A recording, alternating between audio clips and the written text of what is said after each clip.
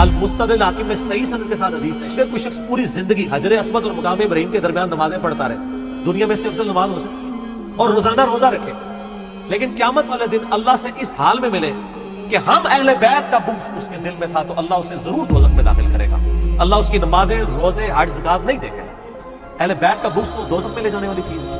جامع ترمذی میں حدیث ہے، حسین مجھ سے ہے اور میں حسین سے ہوں۔ ترمذی اور مسند احمد میں حدیث ہے، اے اللہ حسن و حسین میرے پھول ہیں، یہ میرے بیٹے ہیں، میں ان سے محبت کرتا ہوں، تو بھی ان سے محبت کر۔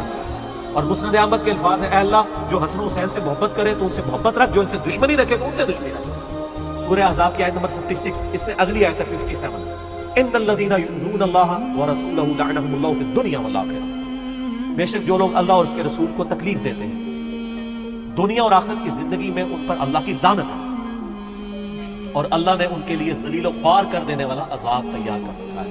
سورہ احزاب آیت نمبر 57۔ جو شخص اہل بیت کو تکلیف دیتا ہے نا، وہ رسول اللہ کو تکلیف دیتا ہے۔ حسین ابن علی کو تکلیف دینا رسول اللہ کو تکلیف دینا۔ صحیح بخاری مسلم میں حدیث ہے، نبی علیہ السلام ایک باغ میں بیٹھے تھے، ابو موسیٰ اشعری کہتے ہیں دروازے میں دستک ہوئی، آپ فرمایا جو کوئی بھی ہے اسے جنت کی بشارت دے دو۔ کہا دروازہ کھولا سیدنا ابوبکر، میں نے کہا رسول اللہ نے جنت کی بشارت دی، تو انہوں نے کہا کہ تکبیر بلند کی اور اللہ کا شکر ادا کیا، اللہ اکبر کبیرہ والحمدللہ کثیرہ۔ نبی علیہ السلام کنویں کی منیر میں بیٹھے ہوئے تھے، آپ نے ابوبکر کو اپنی دائیں جانب بٹھا لیا، ٹانگیں لٹکا کے، وہ جو پرانے زمانے میں بڑے کنویں ہوتے تھے وہ چھوٹی سی دیوار باہر نکلی ہوئی ہوتی۔ پھر تھوڑی دیر بعد دستک ہوئی، آپ فرمایا آپ بھی جو آتا ہے جنت کی بشارت دے دو۔ دروازہ کھولا سیدنا عمر، ان کو بشارت دی، انہوں نے بھی پھر اللہ کی حمد اور تکبیر بلند کی۔ پھر تیسری دفعہ دستک ہوئی، فرمایا آپ جو کوئی ہے اسے جنت کی بشارت دو، لیکن ان مصیبتوں اور پریشانیوں کے ساتھ جو اسے آئیں گی۔ دروازہ کھولا تو سیدنا عثمان، انہوں نے اللہ کی حمد بیان کی اور کہا میں اللہ کی پناہ میں آتا ہوں ان فتنوں سے اور پریشانیوں سے جسے مجھے اس کا سامنا۔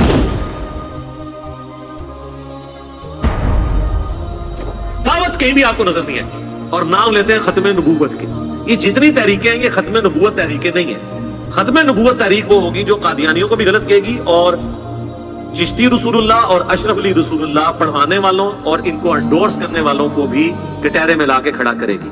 یہ نہیں ہے کہ وہ لوگ بزرگیاں ویل کریں اور ان کو آپ جو ہے وہ کافر کافر کہہ کے تو اس بنیاد کے اوپر چندے اکٹھے کرتے ہیں۔ لہٰذا میں ان تمام تحریکوں کو کہتا ہوں یہ اینٹی قادیانی تحریکیں ہیں۔ ختم نبوت تحریک صرف اس پلیٹ فارم سے، اللہ کے فضل سے، کہ جس نے ختم نبوت کے اوپر ڈاکہ مارا ہے معرفت کے نام کے اوپر یا کشف و الہام کے نام کے اوپر یا عقیدہ امامت کی بگڑی ہوئی شکل مانتے ہوئے یا کسی بھی اور طریقے سے یا امتی نبی والا فراڈ کرتے ہوئے، سب کے سب کو ایک لاٹھی سے آنکا جائے گا، پھر آپ لوگوں تک دین کی بات۔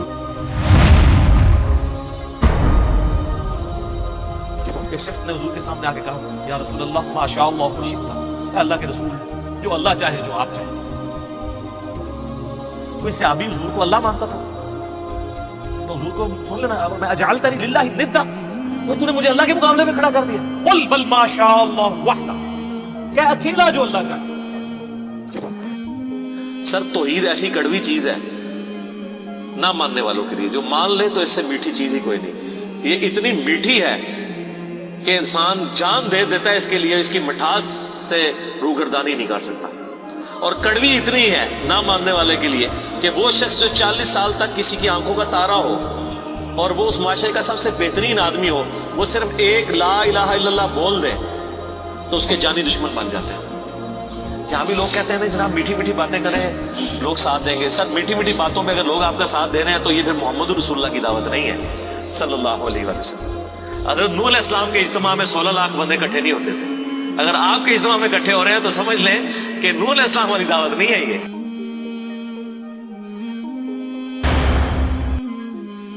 وہی ایک بریلوی نے تحقیق کر کے دیوبندی ہوا ہے، تو اب وہی کہانی ہے جب وہ فضائل اعمال میں بیٹھی بھی سنتا ہے تو اس کی عقل نہیں کام کرتی کہ انہی کہانیوں کو، جیسے میں نے بریلویت چھوڑی تھی تو ایک تالاب سے دوسرے میں چھلانگ مار دی ہے، یہ تو بھی باہر نکلا،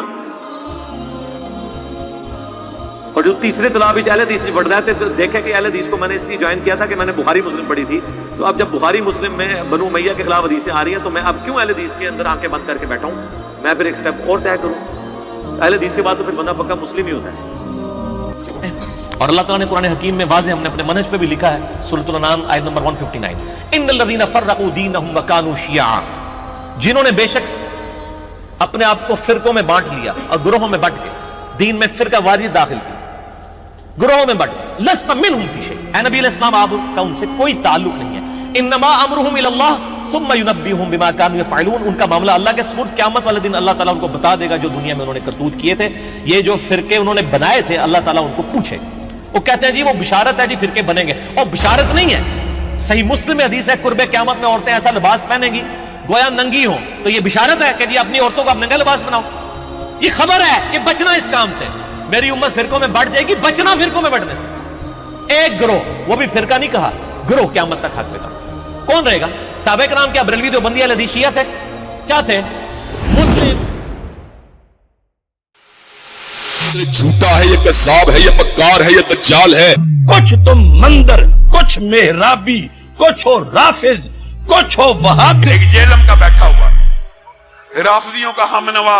جہنم کا انجینئر مرزا محمد علی نیم راستی ہے, دشمن ہے صحابہ کا, بھوکتا ہے صحابہ کے. مرزا کا نام بھی تو خطرناک ہے. مرزا ہے نا, جب مرزا ہے تو مرزائی سے بھی ہو سکتا ہے. شریعت کی بات تو کس سے پوچھ رہا ہے؟ انجینئر. مجھے کوئی یہ ثابت کرے کہ میں نے کبھی کسی کی منت ماری ہوئی کہ یار گالیاں تھوڑی ہلکی نکالا کرو. ہم تو کہتے ہیں اور نکالو, ہمارے نام مال میں نیکیاں آ رہی ہیں. تو یہ کلپ جتنے بھی چڑھ رہے ہیں کوئی ذاتی نوعیت کے تو نہیں چڑھ رہے, لیکن جب دین پہ حملہ ہوگا ہم کیسے چپ بیٹھ جائیں؟ وہ تو صحیح مسلم میں حدیث ہے, برائی دیکھو ہاتھ سے روکو. ہاتھ سے ہم اس لیے نہیں روکتے کہ حکومت ہمارے پاس نہیں, ہاتھ سے نہیں روک سکتے, زبان سے روکو. زبان سے نہیں روک سکتے تو دل میں برا جانو, لیکن کہا ذالک اضعف الایمان, یہ سب سے کمزور درجہ ہے ایمان کا, اس کے بعد تو ایمان ہے ہی کوئی نہیں. تو کاش میں کسی ایسی دنیا کا باشندہ ہوتا جہاں پہ یہ مسائل نہ ہوتے, تو مجھے بھی نہ بولنا. تو آپ بول رہے ہیں تو آپ ہضم کریں اس کو. جس دن میں نے کسی انگریز کی کتاب کا حوالہ دیا نا آپ کو, تو آپ پھر مجھ پہ اعتراض کریں. اگر کتاب و سنت آپ کے بابوں نے آپ کو بتائی لیکن اس کے اندر کیا لکھا ہے وہ نہیں بتایا, تو سر اپنے بزرگوں کو روئے نا, مجھے کیوں روتے ہیں؟ میرا تو کوئی قصور نہیں ہے. اور الحمدللہ آج بھی میں سب کی باتیں سنتا ہوں, جس کی حق بات ہے قبول کرتا ہوں, اور جہاں پر اختلاف ہے علمی طریقے سے بغیر کسی کلمہ گو مسلمان کی تکفیر کیے ہوئے اپنا پروٹیسٹ اس کے سامنے ریکارڈ کروا دیتا ہوں. باقی حق کسی کو کھول کے پلانا یہ میری ذمہ داری نہیں ہے, یہ تو انبیاء کی ذمہ داری نہیں ہے, ان کی بھی ذمہ داری ہے. وما علینا الا البلاغ, تو بات صرف پہنچا دینا یہ ہے ذمہ داری.